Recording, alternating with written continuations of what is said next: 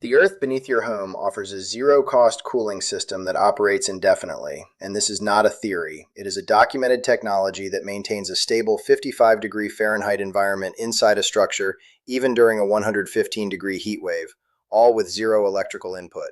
While conventional air conditioners fail during grid-down emergencies, this system provides continuous silent cooling when it is most critical.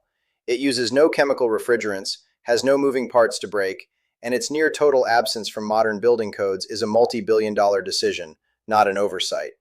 The functional component of this system is not a machine you must purchase, but a thermal battery you already own, the deep Earth. At a depth of only 10 feet, the ground temperature across most of the United States remains between 50 and 60 degrees Fahrenheit year-round, a thermal constant measured for decades by institutions like the Oak Ridge National Laboratory. This stable temperature is a permanent, accessible resource available on any property with a foundation. Tapping into this constant is the entire mechanism. The physics that makes it possible is simple, but understanding it reveals exactly how modern building standards have disconnected us from a free resource, only to sell it back at a premium. The historical record proves this is not a new discovery. In the deserts of ancient Persia, as early as 400 BC, engineers built massive conical structures called yakhchals.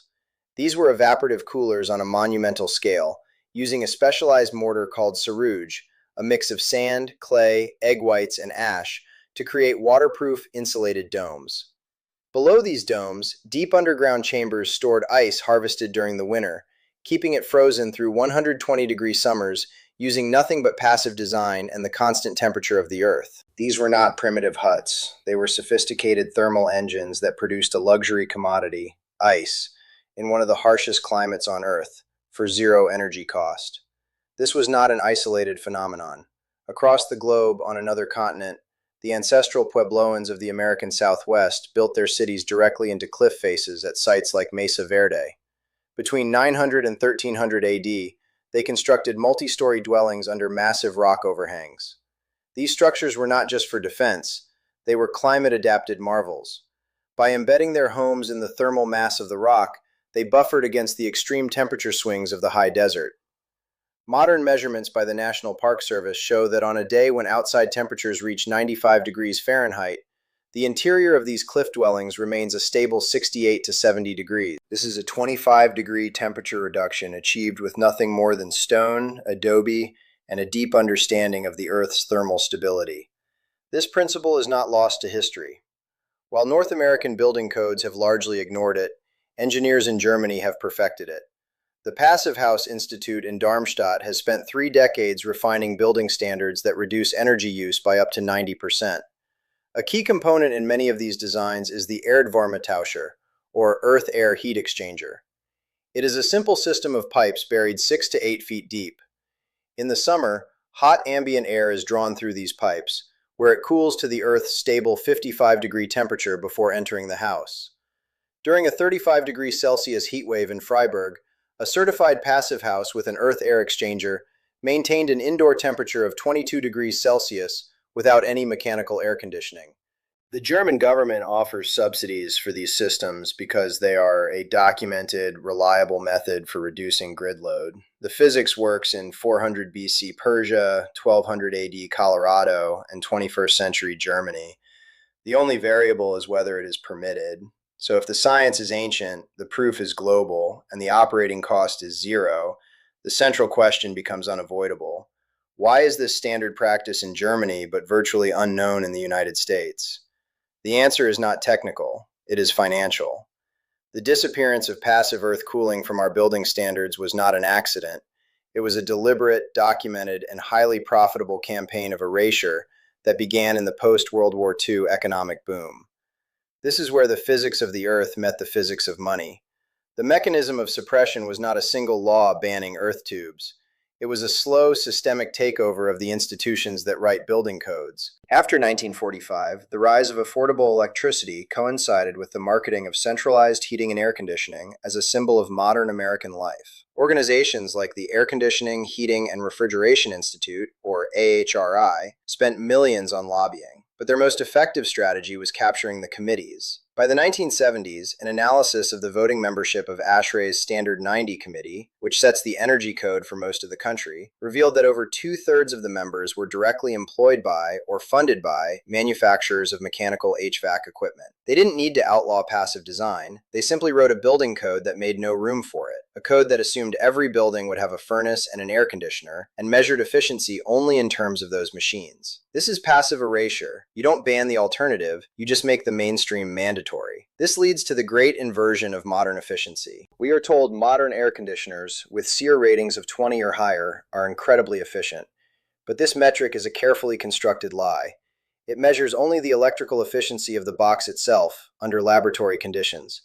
It completely ignores the single most important factor, peak load demand. On the hottest day of the year, when thousands of air conditioners switch on simultaneously, they create a demand spike that destabilizes the entire electrical grid, leading to brownouts and demanding the construction of expensive, rarely used, peaker power plants. The true cost of that efficient air conditioner is hidden in your utility bill, subsidizing a fragile and overstressed grid. The passive Earth system, by contrast, uses zero electricity. Its SEER rating is effectively infinite. It places zero strain on the grid. In fact, it reduces grid load, making the entire system more resilient for everyone.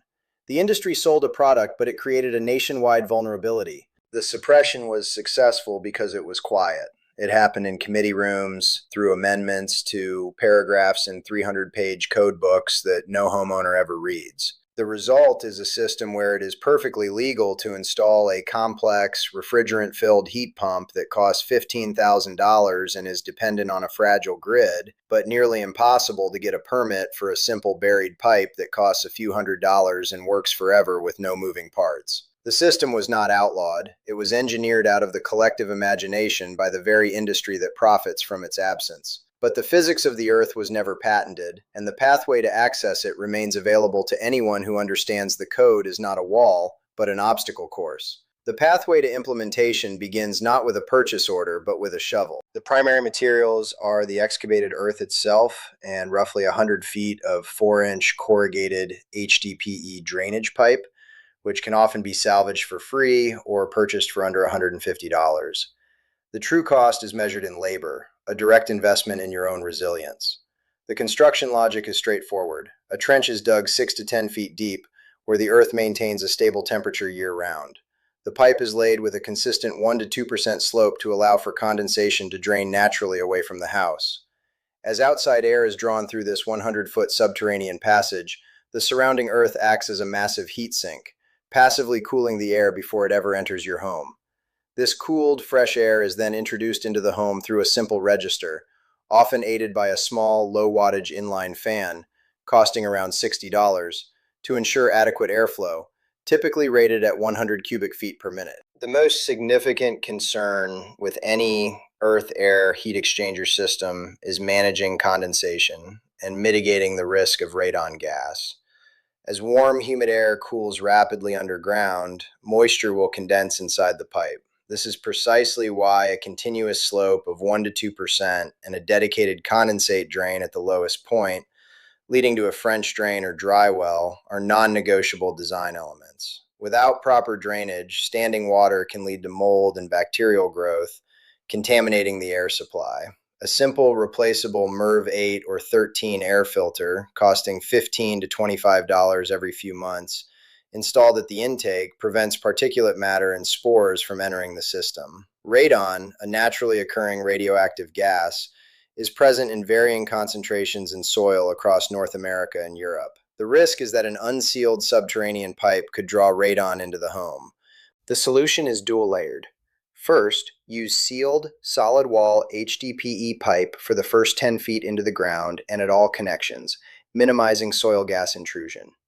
Second, a small continuous exhaust fan, costing under $100 and drawing less than 10 watts, installed at the pipe's exterior intake, creates a slight positive pressure within the system, ensuring soil gases are pushed away rather than drawn in. This active mitigation, while adding a negligible operational cost, resolves the primary safety concern.